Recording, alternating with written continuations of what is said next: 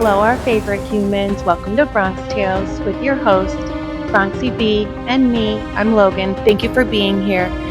We're going to continue to read the IDAHO4 book, An American Tragedy by James Patterson and Vicky Ward. I do want people to keep in mind this is a fiction book. This book is not real life. This is noted in the beginning as fiction, although it states it reads as fact. I just want people to be aware of that this is not necessarily completely truthful. Chapter 4, Greek Row, Moscow, Idaho, September 2020. I'm Zana, pronounced Xanax without the X, is how the petite brunette introduced herself to the Pi Phis on the first day, and everyone laughed. Her name is Zana Kernodle, and she's as irrepressible as Tigger in the Winnie the Pooh books. Always smiling when I'm with my Zan. Maddie captions a pair of Instagram posts of the two of them together on September 11th. Maddie tells Kaylee she's impressed with Zana because despite her freshman status, she's not afraid of anyone or anything. Zana isn't much used to rules. She grew up in Post Falls, Idaho, pretty much without her mother, Kara, who had been battling drug addiction much of her life and gave up custody of Zana and her sister Jasmine in 2006. Zana adores her dad, Jeff, but he traveled frequently for work, so Zana and Jazzy were often left on their own. Along with her best friend, Emily Allant, a pretty, feisty blonde from Boise, and a fellow new Pi Phi, Zana regularly busts out of the house at night and on the weekends, even though they've both been told to stay inside and stay sober. One evening, Maddie introduces Zana and Emily to a group of Sigma Chi brothers, and she's surprised and amused to discover the two new girls had already met them on an illicit night out. That was pretty cool, actually, Maddie says to Kaylee the next morning. The two are tiring of the enforced restrictions in this life they had once wanted so badly. At A.F.E., I have a worse deal than you do, Kaylee tells Maddie, who is sympathetic. Under the stress of the COVID restrictions, Kaylee explains, the bitchiness for which the house is infamous is coming to the fore. A.F.E. is turning into a nightmare version of Mean Girls. I hear you, says Maddie. We didn't sign up for this. They begin to discuss their options for living off campus. Kaylee finds an apartment in the Whites. Maddie's got her eye on a house right next to it, 1122 King Road, where some older Pi Phis like Sophia, her big, and Ashlyn, her best friend in the house, are planning to move. The house sticks up on the hill like a finger. It's got a deck in the back, so it will make a fantastic party space. Even better, Maddie tells Kaylee, it signifies freedom. It's going to be great, she says. Could you imagine had they picked the apartment instead of 1122 King Road to move into? Chapter 5, Moscow, Idaho, Valentine's Day 2021. You forgot your wallet? Maddie asked Jake Schreiger. Maddie is all dressed up, even though it's just breakfast. She's wearing jeans with an oversized beige sweater that falls artfully off her shoulders. It should be obvious to Jake that she's taking this seriously. It's Valentine's Day. She told Kaylee it was a date. She told Zana and Emily it was a date. They're all eager to hear how it goes. And Jake has forgotten his wallet. The guy sitting opposite her in this cute downtown Moscow cafe called the Breakfast Club is a junior in the Delta Tau Delta fraternity who's been hotly pursuing her. Pining for her is how some of her friends put it. For over a year. Maddie always has a lot of admirers. Though Jake is handsome, nice, fun, and a great water skier, for some reason she's always kept him at bay. Maddie has to give the guy credit, though. He's never given up. He's stuck around. He's grown on her, and she's thinking of relenting. Now he's stuck her with the bill. Maddie can already hear the girl shrieking with laughter. She knows they'll make fun of her. Sure enough, when she tells them, they think it's hilarious. That night, Emily posts a picture of Maddie, all made up, false lashes on, clearly ready to go out, on Snapchat. It's cheekily captioned, didn't even pay for the date. Still, the handsome upperclassman succeeds in winning Maddie's affections. Soon after Valentine's Day, Maddie commits to Jake. She stopped seeing other guys, and from then on, they're a thing. Just over a year later, on April 27th, she'll post a throwback on Instagram of some of the couple's best times together. Boating in Coeur d'Alene, at the Watershed Music Festival, hanging out at school. Maddie captions the post, "1 year with my best friend. Life is so much sweeter with you in it. I love you lots and lots." At Jake Schreiger. Jake will soon be graduating and moving to Boise for a job. Maddie wants to move there too, get a summer job, and be with him. Why? Because Jake, she has decided, is her future. Chapter 6, Moscow, Idaho, Fall 2021. Family breakfast is Kaylee's conscious effort to maintain her bonds with her 4 best friends from AFE, Ava, Zoe, Katie, and Phoebe. Kaylee is cooking in the little kitchen in her off-campus apartment at the Whites. The pan is sizzling as the pancakes she's making turn golden brown. They look and smell delicious. She whips out her phone so she can document the moment with an Instagram post. Helping Kaylee out in the kitchen is her boyfriend since middle school, Jack DeCour. Like Maddie, he came to UI mostly because he wanted to be with Kaylee. Jack is living off campus in a house close to Kaylee with a bunch of his Beta Theta Pi fraternity brothers. He and Kaylee go to games together. They share custody of a golden doodle, Murphy. She even includes Jack in her AFE Instagram posts. He's family. Everyone loves Jack. An Idaho all-state tennis player, he has strawberry blonde hair and freckles. In photos, he bears more than a passing resemblance to the Harry Potter character Ron Weasley, but in real life, he's considerably more handsome. Jack is as quiet and calm as Kaylee is effervescent.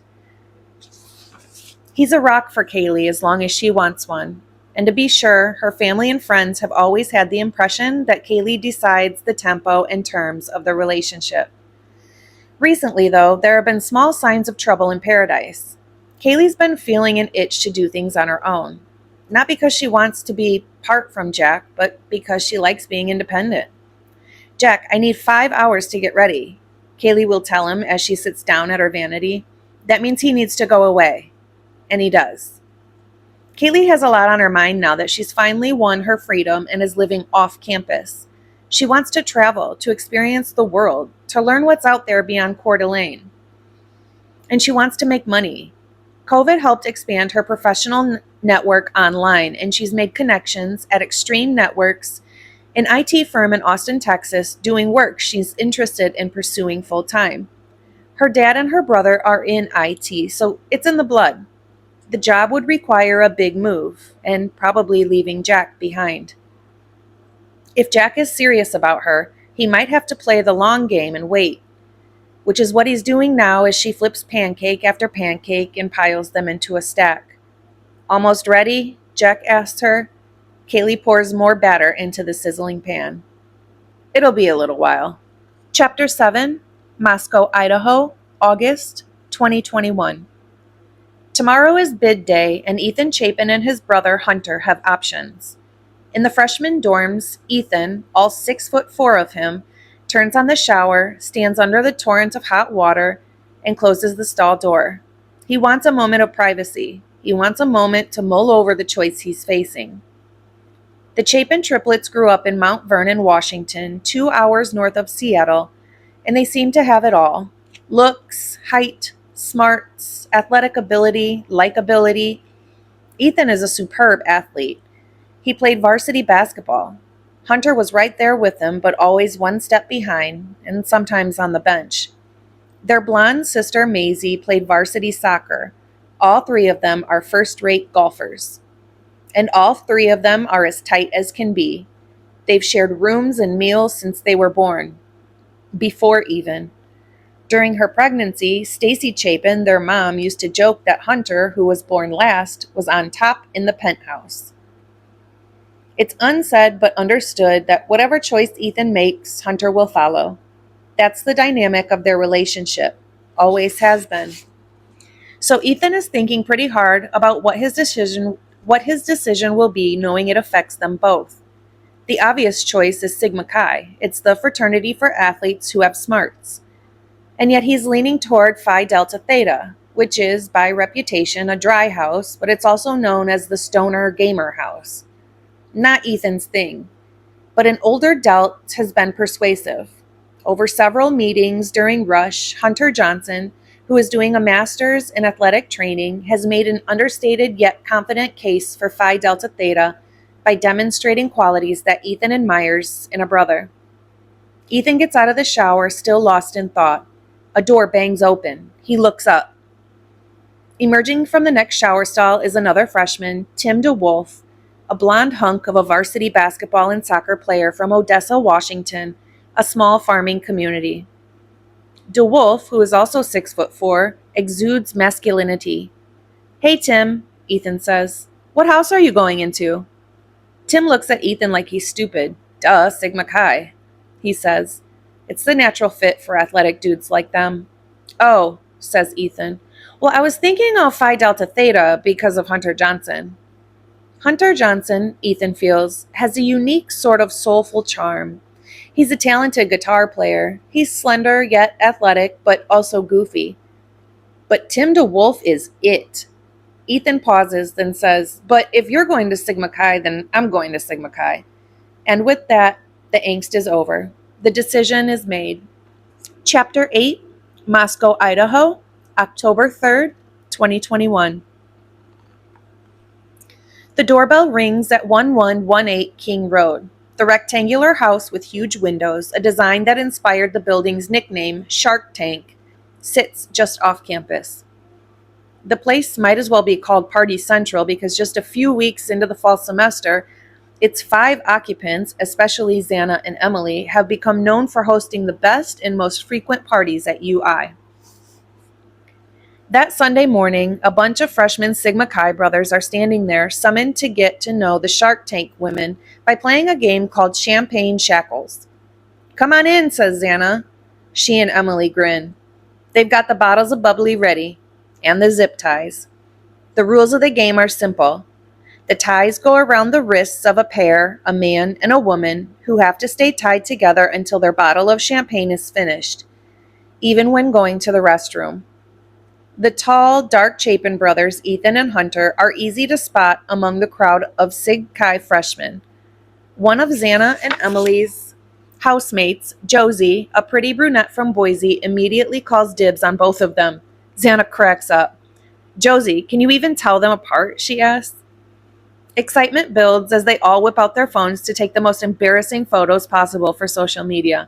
That's part of the fun of this. It's almost the point.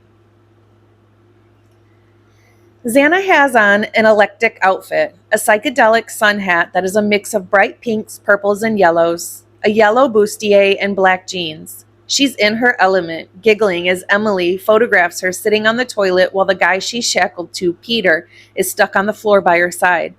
Sitting in the living room, practically immobilized by the ties for hours, Ethan can't help but notice Zana's effortless magnetism. Zana is the one running the music. "DJ Zan!" her housemates yell as she changes songs. She's the one in charge of the shambolic weed dancing and making sure everyone has drinks. Zana is the focal point of the party, though she doesn't seem to notice the attention. When the game is over and the day is finally winding down, Ethan asks Zana about herself. He discovers that Zana is just Zana. She has no big plans, no idea what her future is. She's in the present. She makes no apologies for this. She's the most real person he's ever met. He's hooked. In the next few days and weeks, he often finds himself making the few 100-yard trek from Sigma Chi to the Shark Tank. He and Hunter regularly hoist their massive stereo on their broad shoulders and carry it across the lower 40, as the field is called, so DJ Zan can play whatever she wants. In the midst of all the music, the dancing, the talking, he notices that Zana gets some work done by passing her assignment book around and insisting each person take a stab at writing a paragraph. Her spirit is infectious. He's so smitten he asks Zana to become his big. According to the fraternity rules, there can be brothers and sisters in different houses, though dating your Greek sibling is considered sort of incestuous. But Zana has never cared about the rules.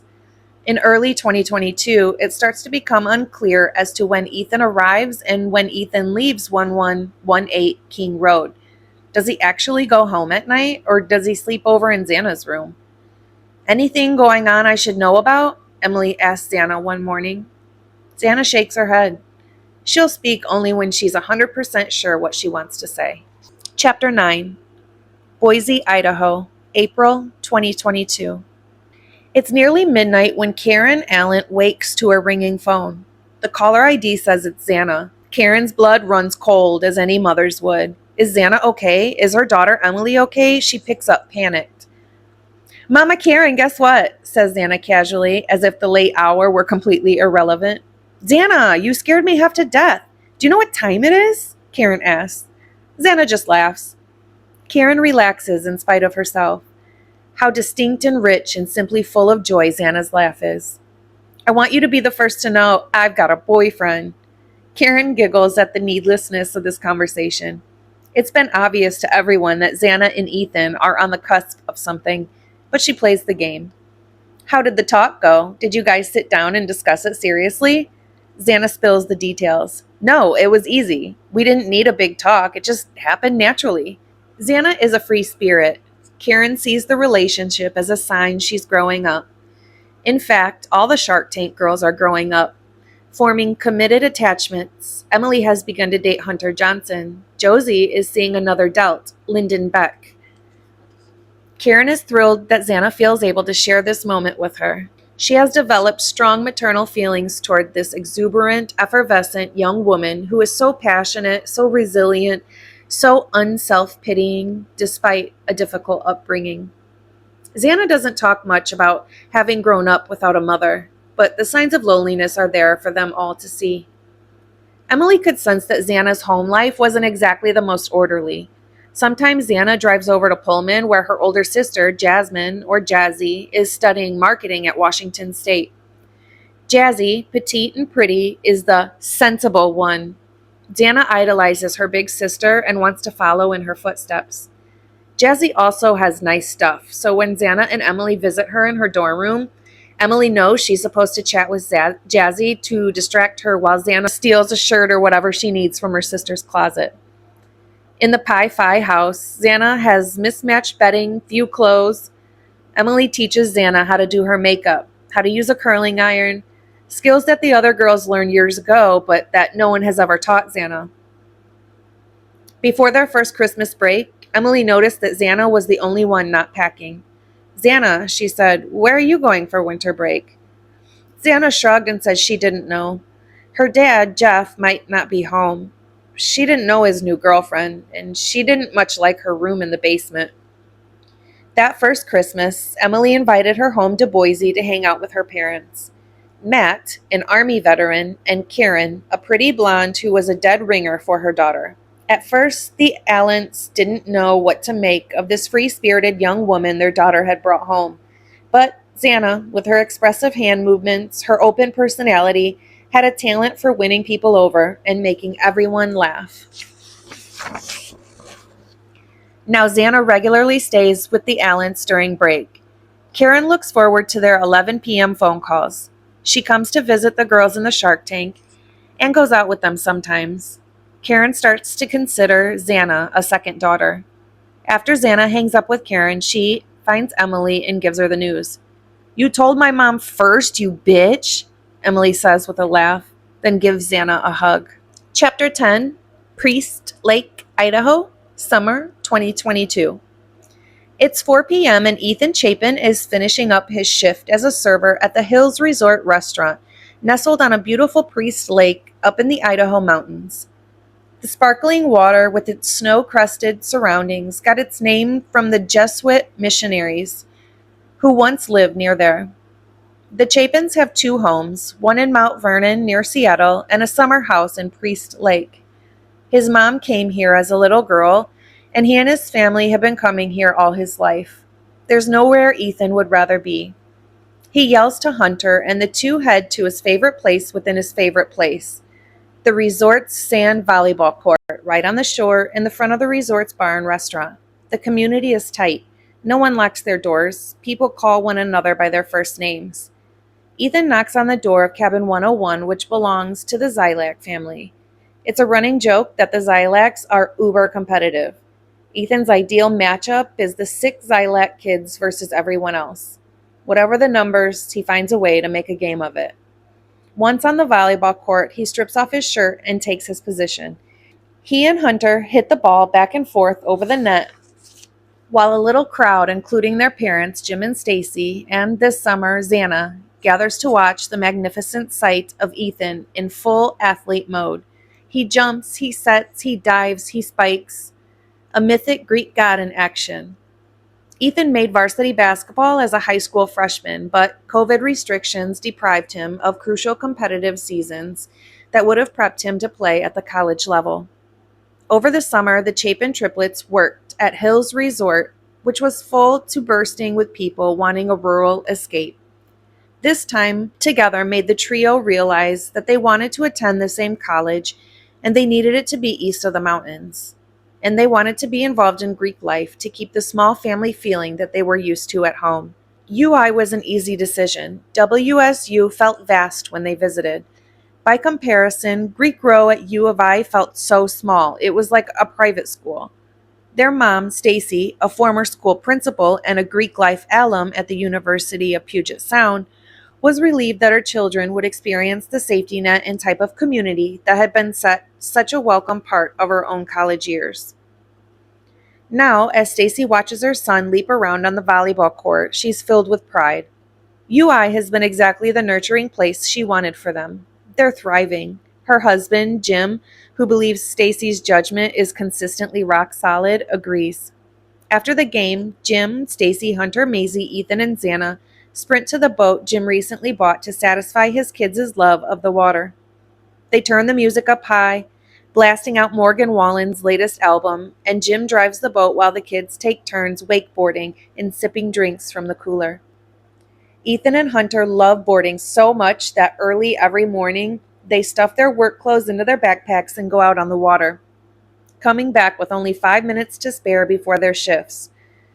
Jim drops them off at the dock and they sprint barefoot to their posts. This summer, Ethan has been inseparable from Zana, who's been staying with the Chapens most of the time.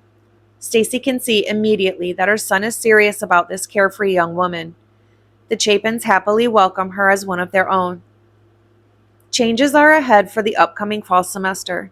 Zana is moving from the Shark Tank into a rental house on King Road. Stacy and Jim have rented Ethan an apartment in Moscow. The Sigma Chi president told Ethan that frat brothers who are double deficient, that is, with a GPO below 2.75 for 2 consecutive semesters, have to live outside the house. Stacy's only concern about her oldest triplet is how far his grades have slipped. Though she suspects Ethan will stay most nights with Zana, she knows that the forced separation from his fraternity brothers will motivate him to raise his grades high enough to return to the Sigma Chi house. In the boat, the wind whips up, the sun slowly starts to redden and sink low into the horizon. Jim turns the boat toward the shore. Ethan turns the volume 1 notch higher, and they head home listening to Morgan Wallen's Heartless. If this isn't paradise, Stacy thinks, then what is? Chapter 11, Coeur d'Alene, Idaho, July 31st, 2022. The room is spinning, like it often does when Zana has had one too many White Claws, which she has had today out on the lake. She falls flat on her face, feels the pain immediately. She looks in the mirror. She's chipped her front tooth. Damn! She turns to Emily. She's upset, and not because it's going to cost money to fix the tooth. I don't want to be this person anymore, she tells her understanding friend. Zana is well aware of her reputation as the free-spirited girl in their core friend group. Zana and Ethan, Emily, Hunter Johnson, Josie, Lyndon, Peter, and Ethan's triplet siblings, Hunter and Maisie. But she wants to change that. Zana wants to grow up. She wants to be someone who fits into the world of Ethan and his parents. The Chapen family is fun, easygoing, but as Zana has seen, their life is different from her hard-scrabble existence in her dad's basement. At Priest Lake, the Chapens all play golf on the local course. Zana has never played golf, but the Chapen triplets are really good. They love it, like they love all sports. When Zana first joined them on the course, she found that hitting a golf ball was harder than it looked. Out of mockery for their passion, she threw a club, then took a swig of her drink. Everyone laughed. As Karen, Mama Karen, has noticed, Zana is someone who is prepared to make a total fool of herself in public if it will put someone else at ease. But Zana doesn't want to be the butt of everyone's jokes forever. She never thought about the future before, but now she does. She wants to become a person who's taken more seriously, and she wants to grow old with Ethan. Chapter 12, Moscow, Idaho, June 2022. Maddie can hardly believe it when Kaylee walks through the front door at 1122 King Row. She's pulled it off! Their freshman year bid day, when the best friends were accepted by different sororities, feels like a distant dream. Here they are, in their senior year, finally getting to live together. The timing couldn't be more perfect. Maddie walks to the car and starts helping Kaylee unload boxes and boxes of her stuff. Everyone knows that Kaylee doesn't travel light. She hauls a bag through the sliding glass doors at the back and into her new room. Everyone also knows which room is Maddie's. She's put up the letters of her name in the window, and her signature pink cowboy boots sit on the sill. Maddie's vanity is just behind. When it's dark and her lights are on, anyone walking by can see her putting on her mascara. Maddie took over the King Road lease from graduating Pi Phis, and she's pulled together a great group, her family away from family. Perfect for a year of transition, which is what it's going to be. Jake graduated and is back home in Boise, but their plan is to make it through this year together long distance. They speak every night at 8. Maddie has been meticulous about keeping the appointment, a source of amusement for her new roommates, who are now all moved in. Zana has taken a room on the main level. Of course, Maddie invited Emily too, because Zana and Emily are almost as inseparable as Zana and Ethan, but Emily had already made plans to room with Josie, her childhood friend from Boise, next door at the Whites, the building where her boyfriend, Hunter Johnson, has also rented an apartment. So, 1122 King Road's other 2 rooms went to 2 blonde Pi Phi sophomores who finagled a way to move out of the sorority house. Dylan Mortensen, who is Emily's little, and Bethany Funk, who is Maddie's little. Maddie bangs on each of their doors. "Zana, Dylan, Bethany," she yells. "Photo time!"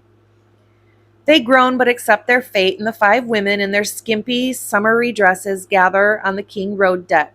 Maddie hands Ethan the camera. They pose, squinting into the afternoon sun. Dylan, Zana, Bethany, Kaylee, Maddie. "Meet the roommates." Maddie captions the photo, and she makes the post public, as she always does.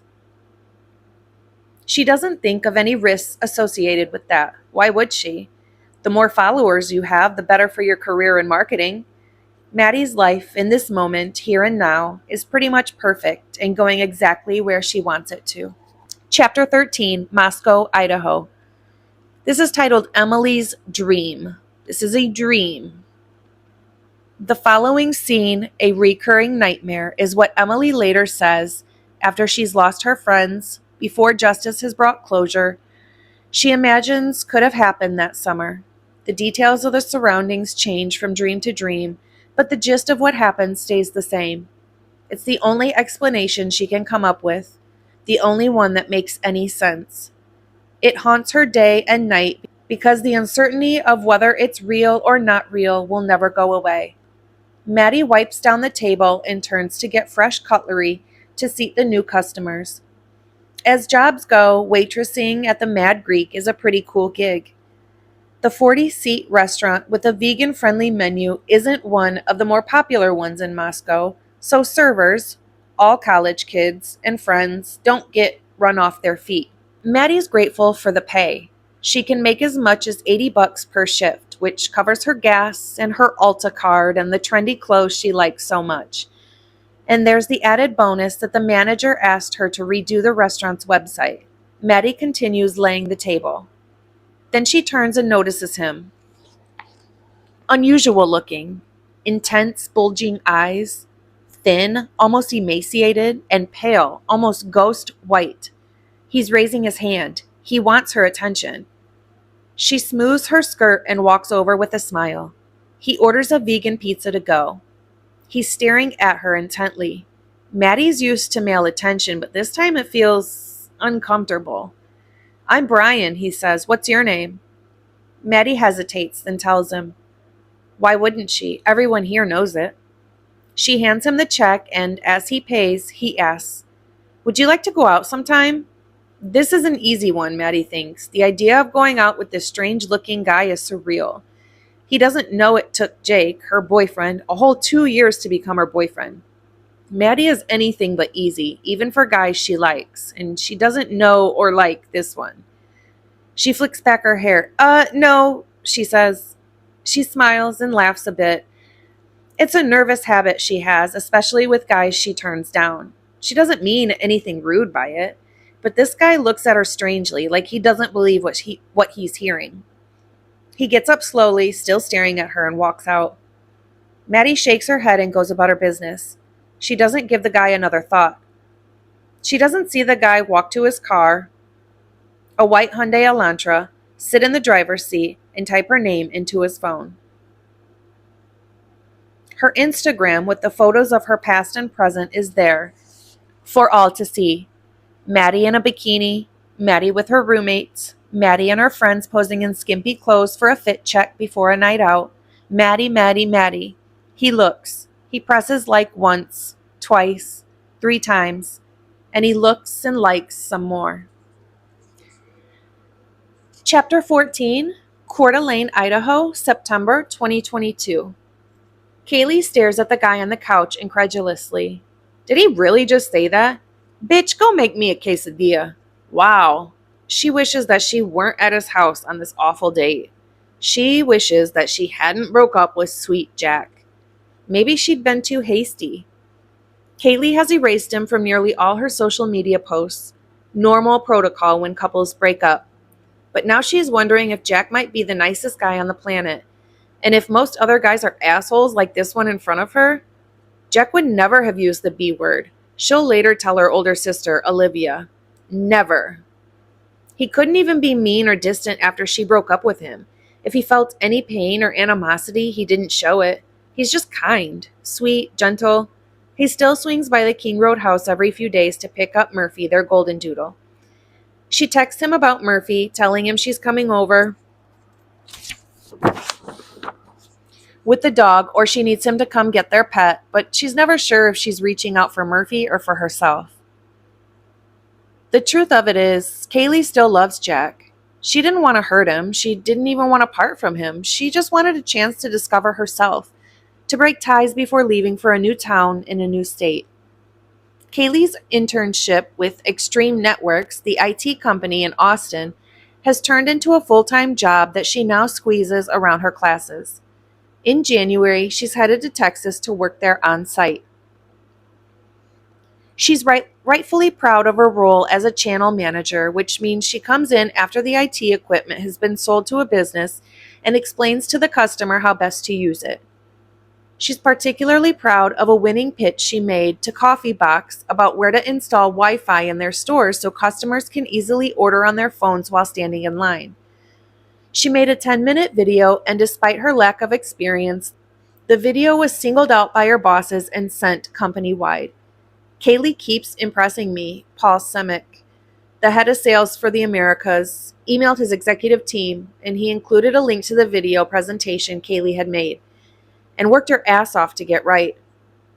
Every morning this summer, she's had a preparatory remote session with Olivia, a project manager who lives in LA and buys real estate with an eye to renting the properties out on Airbnb.